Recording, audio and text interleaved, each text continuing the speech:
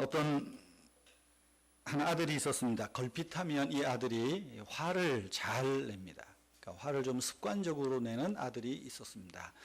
아버지가 이 아들을 보다 못해 이 아이의 모습이 염려되고 장래가 염려되어서 어느 날 아이를 불렀습니다. 아들아, 봉하나 일로 와라. 못하고 망치를 아이에게 주었습니다.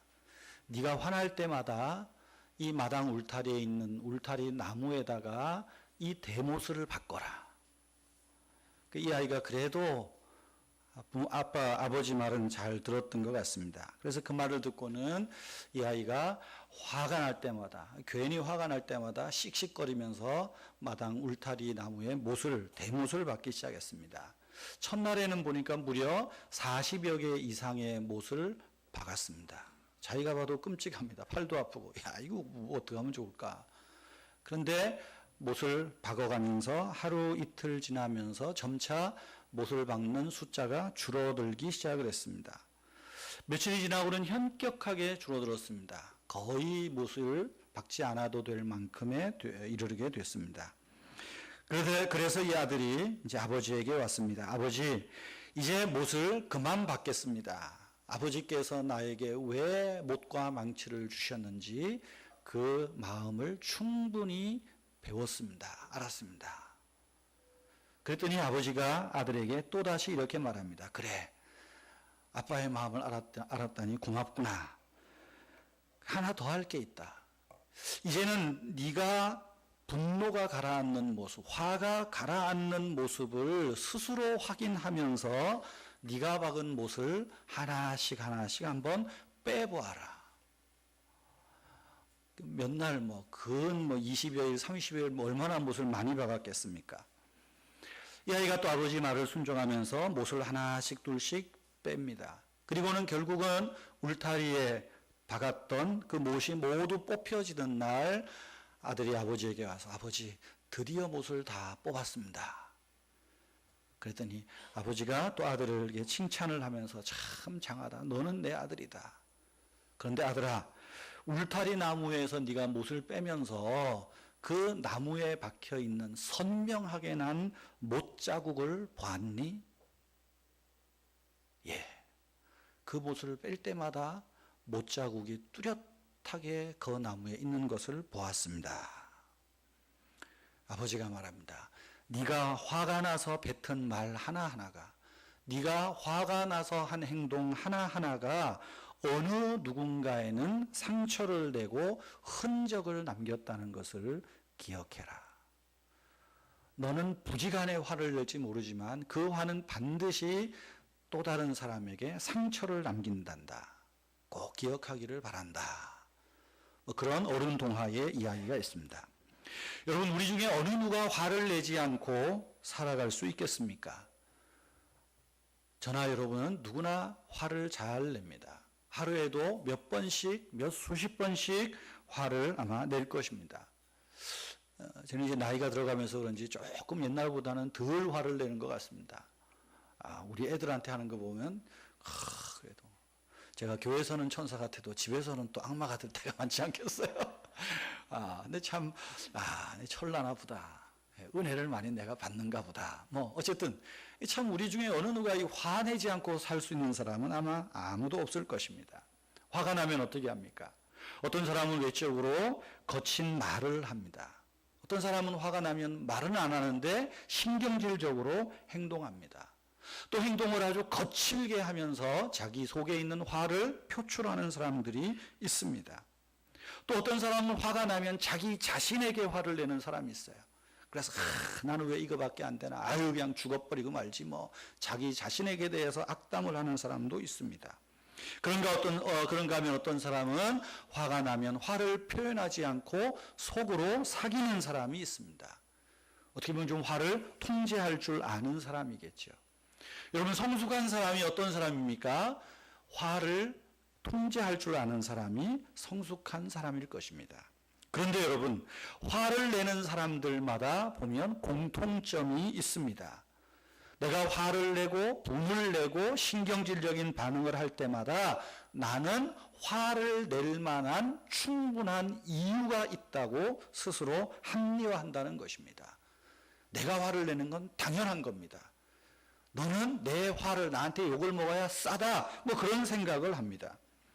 그런데 어느 날 누군가 다른 사람이 나한테 화를 내면 그게 이해가 안 됩니다. 그리고 기분이 나빠집니다. 다른 사람을 내가 비판하고 다른 사람에게 화를 낼 때는 혹독하게 하지만 입장이 바뀌면 싫어지고 그것을 거부합니다. 아마 이것이 어떻게 보면 나의 이기적이고 이중적인 모습이 아닐까, 그런 생각을 해봅니다. 여러분, 왜 화가 납니까?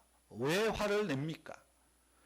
아마 우리가 화를 낼 때마다 우리 입장을 서로 바꾸어서 생각하지 않기 때문에 화를 내는지 모르겠습니다. 우리 모두가 보면 좋아하는 사람이 있고 싫어하는 사람이 있죠. 좋아하는 사람은 계속 만나고 싶고 싫어하는 사람은 아예 보기 싫습니다.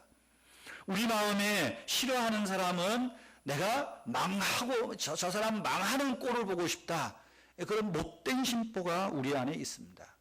그래서 속으로 그러죠. 돌아서서 헤어지면 에이 돌부리에 걸려 넘어져라, 코나 깨져라.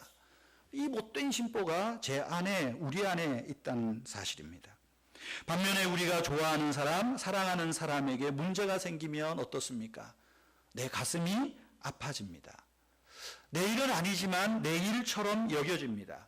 왜냐하면 그 안에 사랑이 있기 때문입니다. 그래서 그 사람을 위해서 중보 기도까지 합니다. 상황은 똑같아요.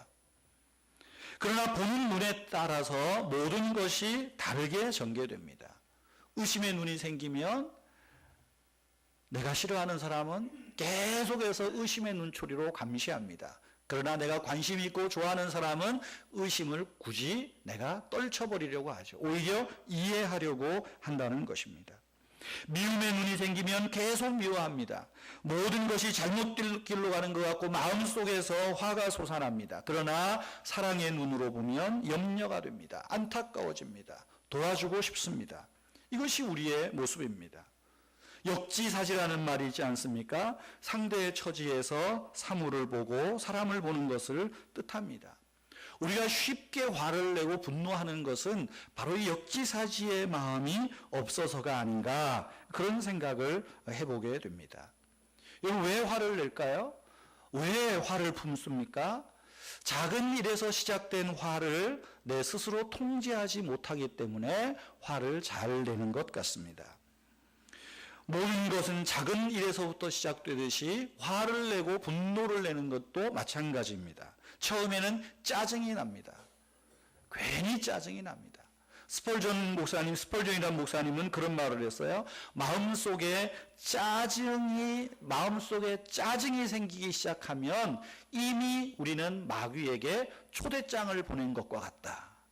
그러니까 짜증이, 뭐 때문에 짜증의 마음이 탁 생기면 요거 잘 통제하지 못하면 마귀에게 자, 준비하고 있거라, 초대장을 보내는, 짜증은 초대장이랍니다. 마귀에 보내는 초대장이랍니다. 그러다 이 짜증이 심해지면 어때요? 분노의 감정으로 변합니다. 그래도 화를 멈추고 제어할 수 없으면 격한 분노로 이것이 표출됩니다. 말이든 행동이든 욕설이 되었던 폭력적인 모습으로 나타난다는 것입니다. 그리고 이게 습관적이 되면 그야말로 광분의 모습이 나오고 이 못된 나의 인격으로 자리 잡을 수도 있다는 것입니다. 여러분, 지혜로운 사람은 화가 나는 처음 단계부터 자기의 감정을 처리할 줄 알아야 됩니다. 누가 지혜로운 사람입니까? 마음을 다스릴 수 있는 사람입니다. 그렇기 때문에 우리는 화가 날 때마다 우리 스스로 하나님 앞에 기도하면서 또 하나님의 말씀 앞에 서서 우리는 스스로에게 물어야 됩니다. 하나님, 내가 성내는 것이 옳습니까? 하나님, 이 일이 지금 내가 성낼만 합니까? 왜 지금 내가 화를 내고 있는 거죠? 화내는 이유가 뭐죠? 하나님 좀 가르쳐 주십시오. 어떻게 보면 이것이 또 한 번의 우리의 화를 제어하는 방법일지도 모르겠습니다. 그럴 때 우리는 분노가 쉽게 표출되지는 않을 거예요. 오히려 분노 낼 만한 상황 속에서 이해하게 되고 오히려 화가 기쁨으로 또 포용으로 바뀌는 아마 그런 경험을 하게 될 것입니다. 화가 날 때 말하는 것은 분명히 후회스러운 말을 하고 말 것입니다. 여러분, 화가 들어올 때, 내가 화를 내뱉을 때 우리에게서 지혜는 떠난다는 것을 기억하셔야 됩니다. 우리가 하나님 말씀을 보면 이 화에 대해서, 분노에 대해서 잠언에 보면 여러 차례 경고하고 말씀하는 것을 여러분 기억할 것입니다. 잠언 14장 17절 말씀에 보면 노하기를 속히 하는 자는 어리석은 일을 행하고 라고 말해요. 노하기를 속히 하는 것은 어리석은 일을 행하는 것이라 말하고 있습니다. 때문에 하나님은 조급하게 성급하게 화내지 말라고 부탁하고 있습니다. 잠언 16장 32절에 보면 노하기를 더디하는 자는 용사보다 낫고 자기 마음을 다스리는 자는 성을 빼앗는 자보다 나으니라 말하고 있어요. 화가 나죠? 그때 한번 잠깐 멈춤을 내보십시오. 그러면 하나님은 어떤 사람보다 우리를 더 용맹스러운 사람이라고 칭찬합니다. 분을 더디내는 사람이야말로 진정한 용기 있는 사람이라고 성경은 말씀하고 있습니다. 그래서 노하기를 더디하는 자는 용사보다 낫다고 하잖아요. 더 나아가서 말합니다. 자기 마음을 다스리는 자는 성을 빼앗는 자보다 낫다는 거예요. 자기의 마음을 통제하고 조절하는 능력이 있는 사람은 큰 성을 빼앗아 부자가 되는 것보다 훨씬 더 낫다 말하고 있습니다. 여러분, 화를 자주 내십니까? 화내는 것이 이미 삶의 습관처럼 되어버렸습니까? 그렇다면 마음을 다스려야 됩니다. 하나님, 분노가 나를 사로잡지 않게 해주십시오. 하나님, 지혜가 내게서 떠나지 않게 해주십시오. 하나님, 내가 화를 내므로 어리석은 일을 행하지 않도록 주님 내 마음을 주의 말씀으로 성령으로 다스려 주십시오. 기도해야 한다는 것입니다. 요나 선지자는 자기 민족을 사랑한 선지자였습니다. 애국자였습니다. 특별히 요나는 하나님으로부터 선지자로 부름받은 소명자였습니다.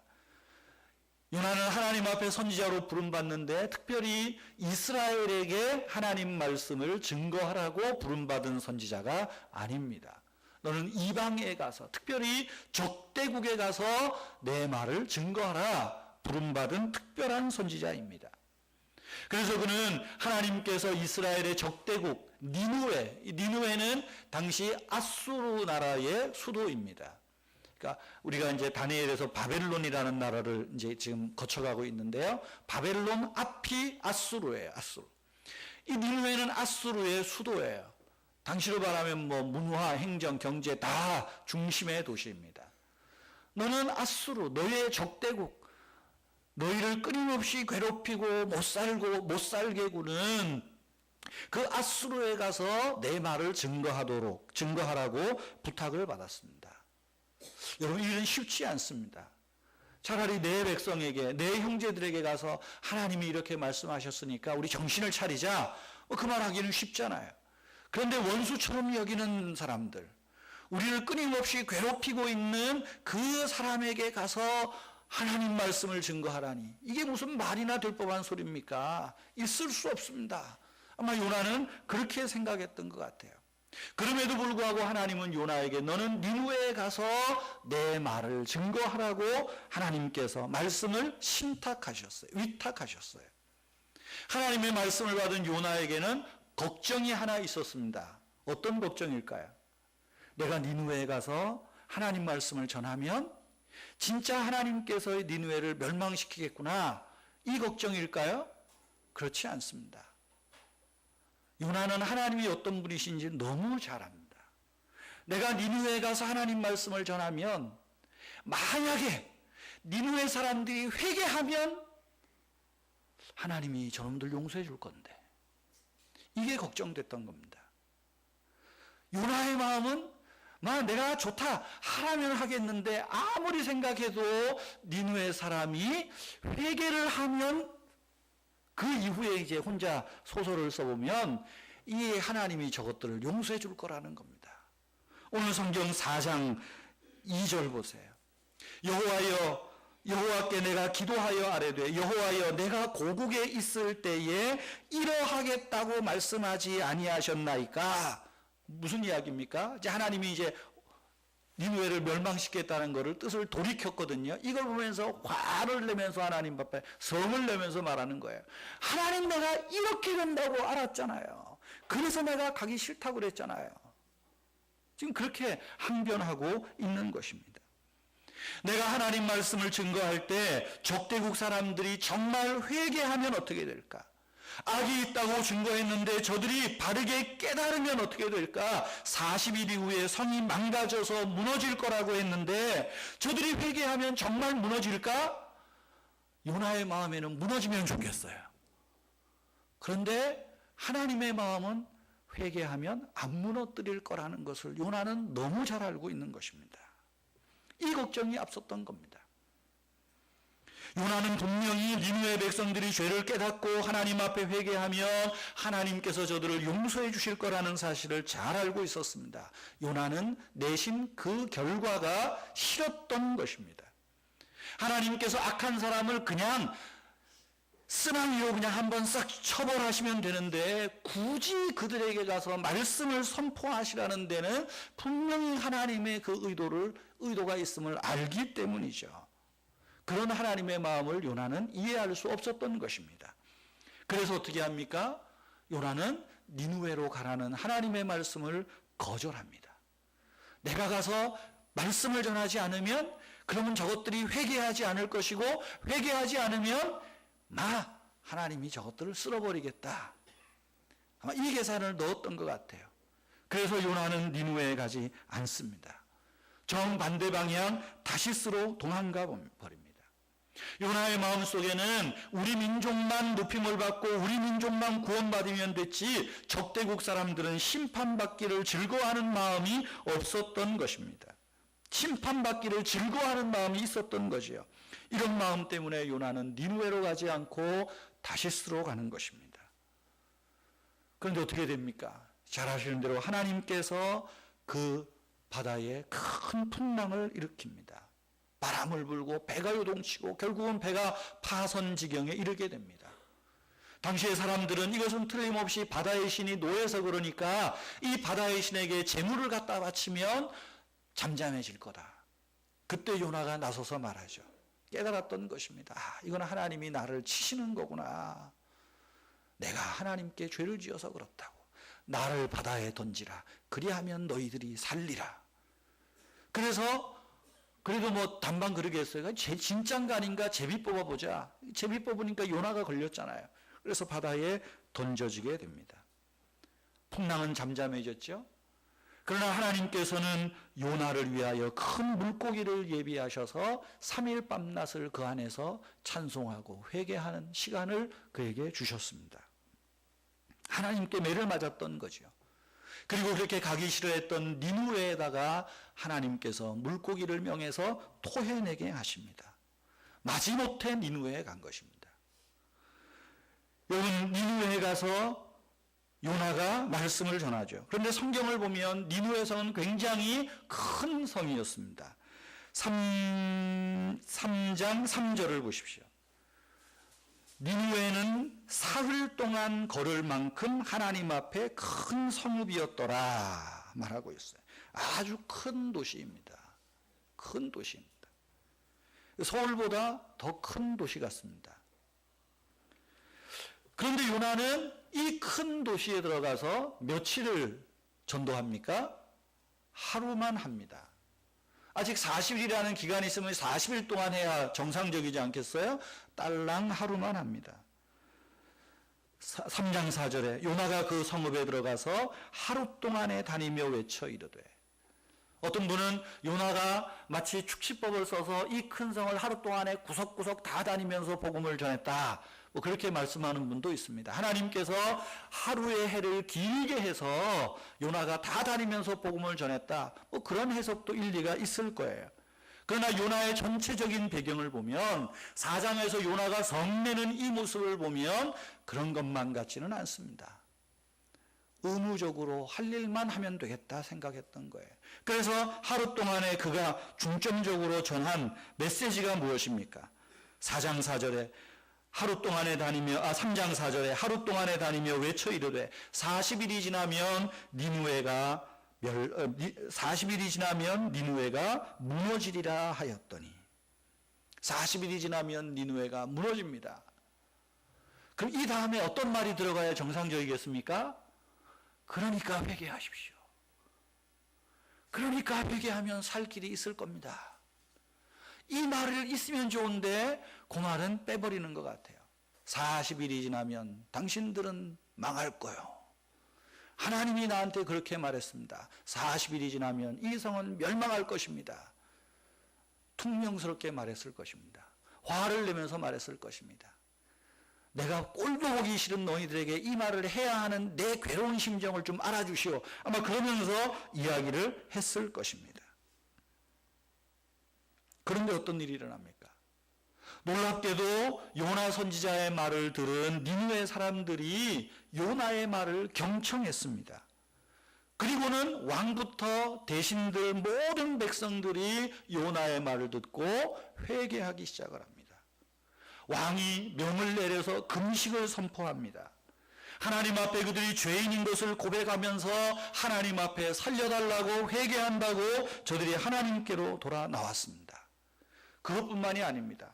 성경 말씀에 보면 저들의 짐승까지도, 저들의 집에서 기르는 소나 돼지까지도 굶겨가면서 하나님 앞에 금식 기도를 했다고 성경은 말하고 있습니다. 요나가 우려했던 일이 벌어진 겁니다. 저놈들이 저거 안 해야 되는데 지금 저거 하고 있어요. 회개를 안 해야 돼요, 요나는. 그거를 기대하고 있는데 회개하고 있는 겁니다. 3장 9절 보세요. 니느웨 사람들의 기도입니다. 우리가 이렇게 회개하고 기도하면 하나님이 뜻을 돌이키시고 그 진노를 그치사 우리를 멸망하지 않게 하시리라.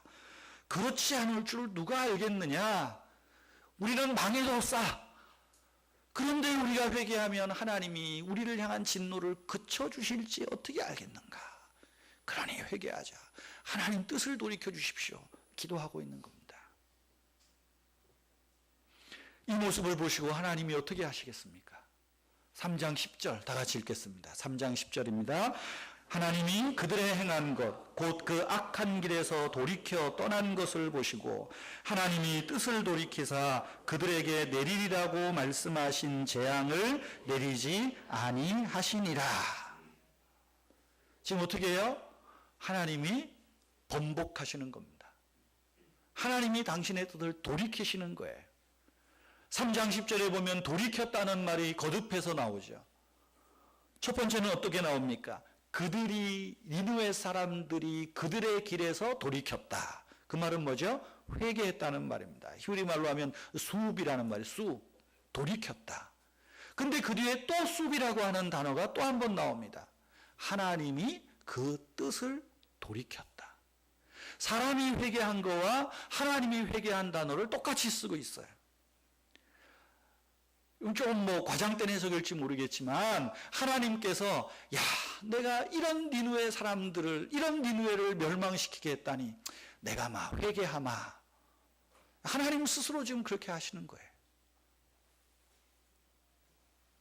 왜냐하면 하나님께서는 인간을 사랑하시기 때문에 인간을 구원하시고 생명을 주시기 위해서 하나님 스스로 말씀하신 것까지도 지금 뒤집고 계시는 것입니다.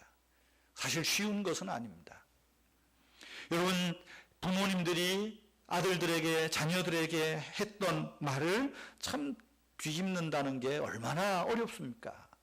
얼마나 어렵습니까? 그런데 하나님이 지금 그 어려운 일을 하시는 거예요.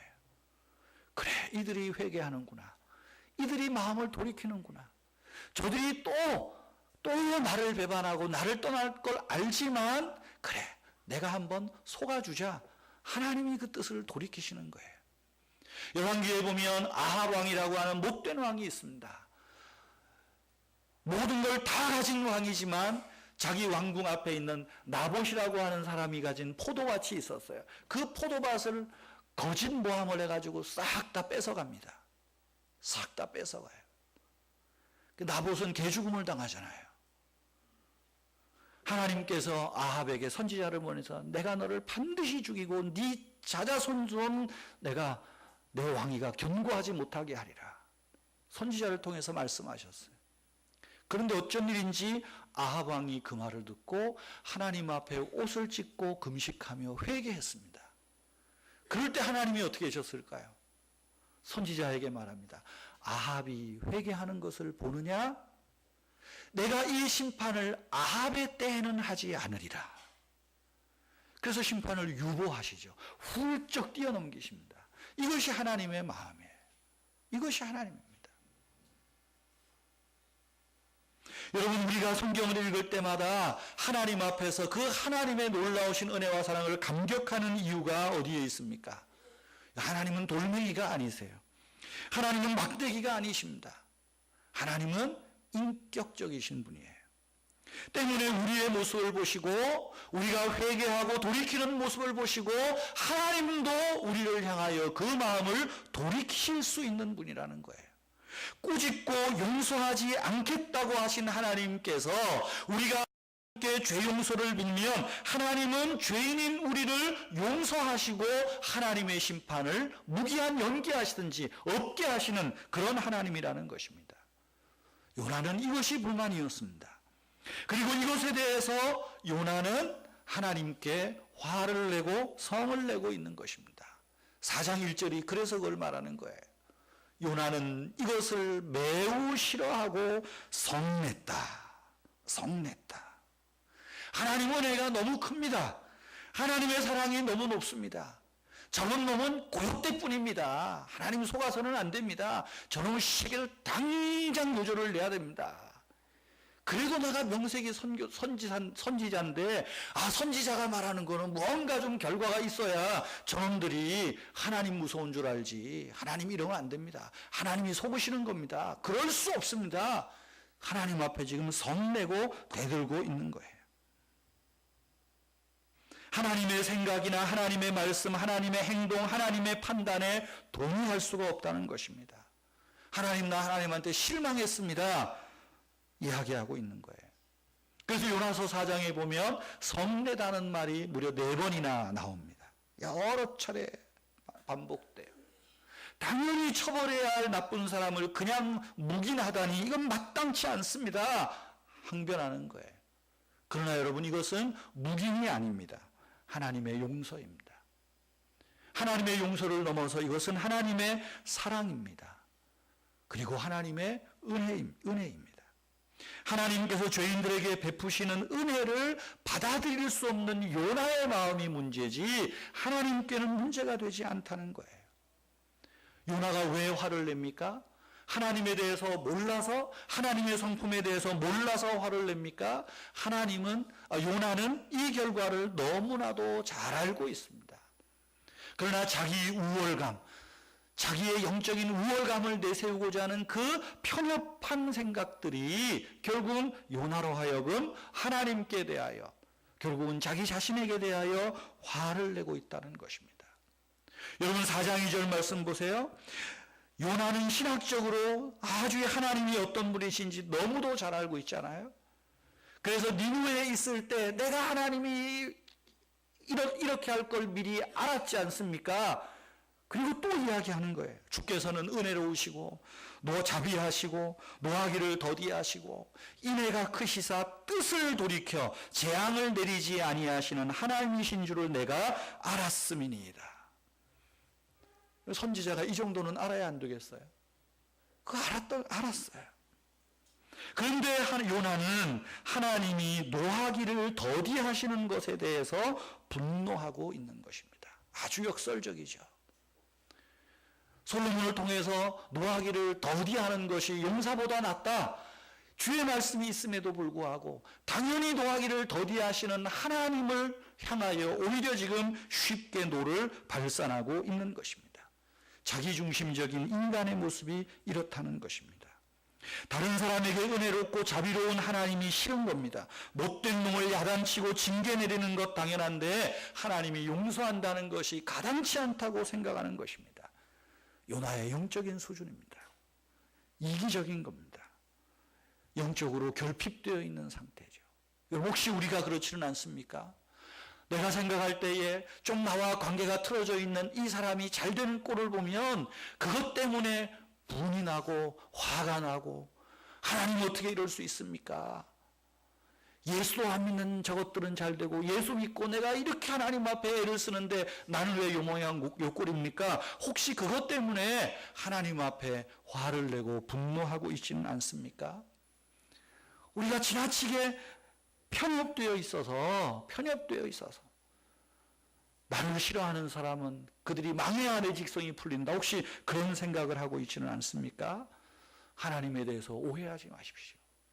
하나님은 그들에게 대하여서도 노하기를 더디하시고 그들에게 대해서도 은혜로우시고 자비로우신 그런 하나님이라는 것을 잊어서는 안 됩니다. 하나님은 죄를 징계하십니다. 그러나 죄를 지은 죄인이 하나님 앞에 돌아와 회개하면, 잘못했다고 고백하면 용서해 주시는 하나님이십니다. 하나님은 죄는 미워하시지만 죄인에게는 사랑을 베푸시는 하나님이십니다. 요나가 화를 낸 이유는 여러 개 있겠죠. 자기가 예언한 것이 실패하기 때문입니다. 40일이 지나면 이 성이 망해야, 내가 예언한 대로 되어야 좀 이 선지자 체면이 설 텐데, 하나님조차고 내 체면을 이렇게 깔아뭉기면 되겠습니까? 내 체면 좀 세워주십시오. 이 마음이 아마 이 안에 있지 않을까요? 우리도 그렇지요. 내 체면이 좀 망가지면, 내 체면이 좀 손상된다 싶으면 그것 때문에 길길이 저가 그렇다는 얘기입니다. 그래서 하나님 앞에 역정을 내고 항의를 하고 있습니다. 결국 요나가 어떤 모습으로 화가 클라이막스로 올라가고 있나요? 3절 4절 보세요. 여호와여, 원컨대 이제 내 생명을 거두어 가소서. 사는 것이 죽는 것보다 내게 나음이니이다 하니 여호와께서 이르되 네가 성내는 것이 옳으냐. 요나가 화를 내는 클라이막스는 나를 죽여달라는 것입니다.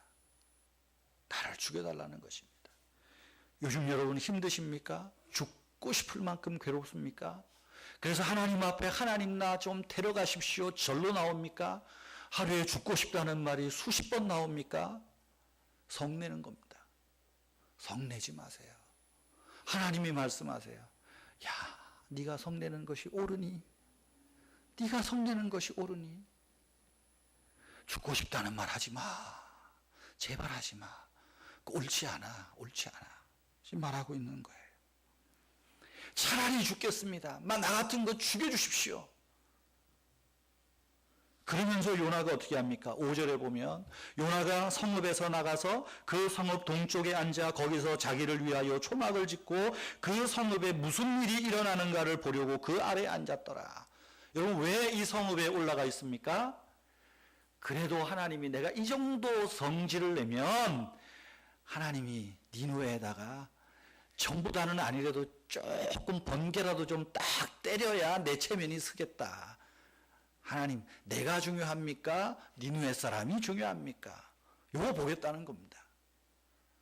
야, 너 성내지 마 그랬더니 내 성 안 낼 테니까 하나님, 내가 보는 앞에서 저것들한테 한번 벼락을 쳐달라고 그러고 있는 거예요.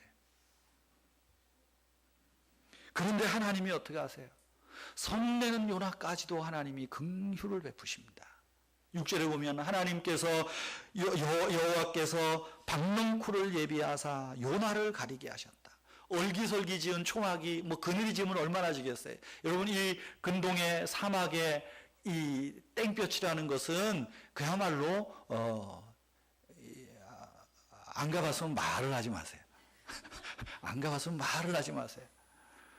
저희가 1월에 광고를 못했는데 우리 당에서 그랬어요. 내년에 우리 교회에서 성지순례를 한번 갑시다. 제가 안을 냈어요. 그래서 성지순례 회원을 모집하자. 그래서 이제 광고를 하기로 했는데 내가 하도 깜빡해서 못했습니다.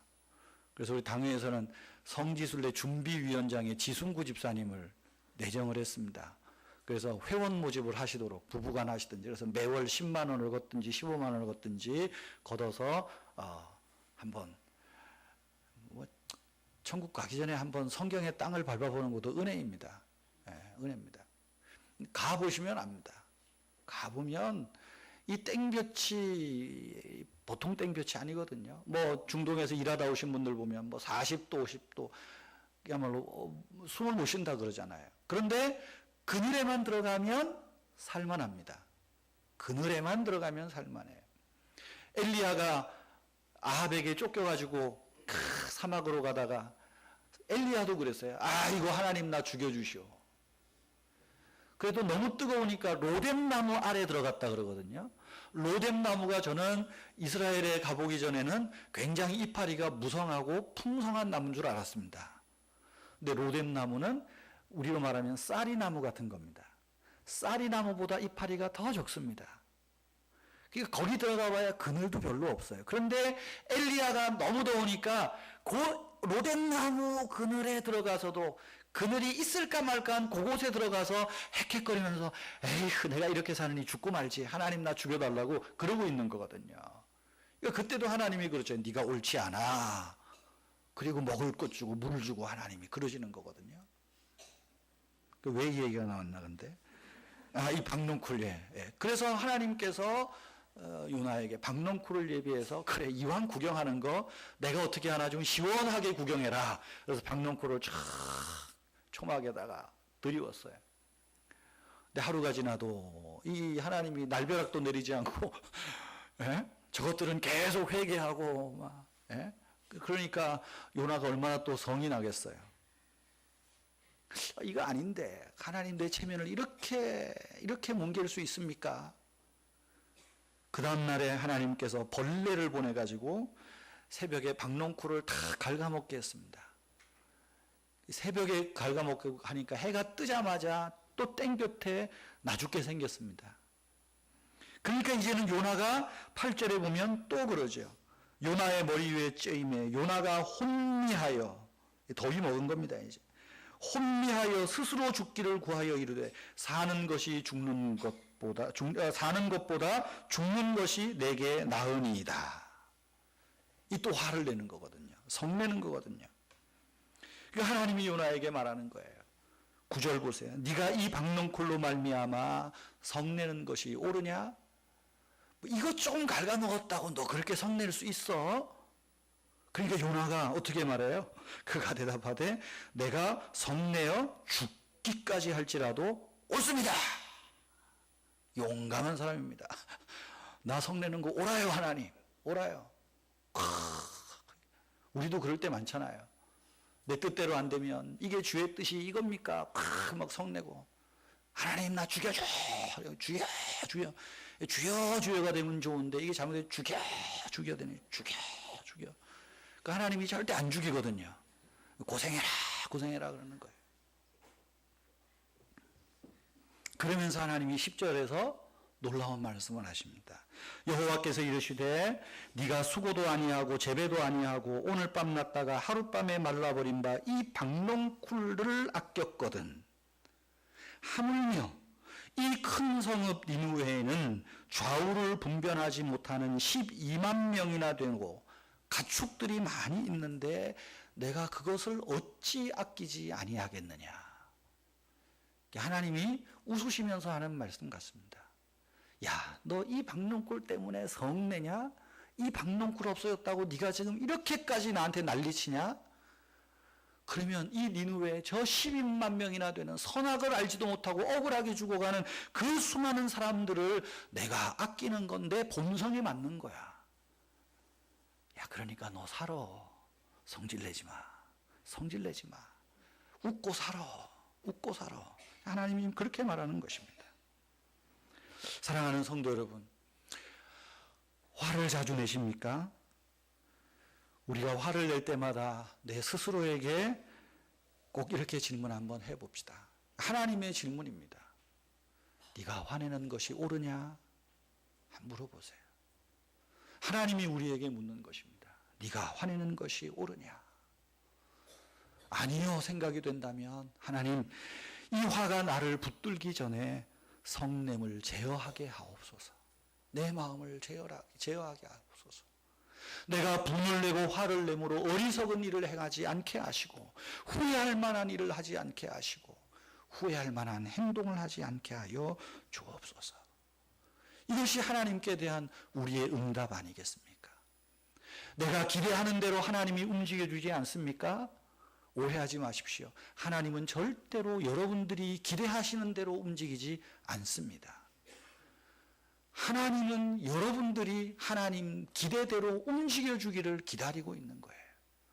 내가 용서하면 너희도 용서해야 되고, 내가 사랑하면 너희도 사랑해야 되고, 내가 너희를 화평 중에 부르셨다고. 그런데 우리는 왜 화를 냅니까? 내 기대대로 안 되기 때문이죠. 내가 뜻하는 바대로 안 되기 때문입니다.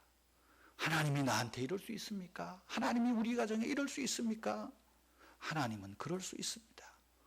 하나님의 더 큰 섭리가 있기 때문은 아닐까요? 하나님의 더 큰 사랑이 있기 때문은 아닐까요? 성도 여러분, 분노는 사랑 없는 열정이라는 말이 있습니다. 분노로는 사람이 바뀌지 않습니다. 화로는 생명이 바뀌지 않습니다. 화를 내므로써 관계가 개선되어지지는 않습니다. 하나님께서는 편향된 사고로 자기만 잘났다고 하는 것에서 벗어나라고 우리에게 요나를 통해서 말씀해 주고 있습니다. 네가 성내는 것이 옳으냐? 성내지 않고 못 살 겁니다. 아마 오늘 틀림없이 예배 끝나고 오늘 밤 잠자기 전에 제가 예언하건대 여러분 5번 이상은 화를 낼지 모르겠습니다. 그렇걸랑 오늘 5번 화낼 거 3번만 화내십시다. 내일부터 가서 살면서 10번, 15번 화낼 거 한 20%, 30%만 줄여봅시다. 이게 여유가 있어지는 거예요. 그럴 때 하나님이 주시는 평안이 빼앗기지 않는 것입니다. 사랑하는 성도 여러분, 네가 성내는 것이 옳으냐?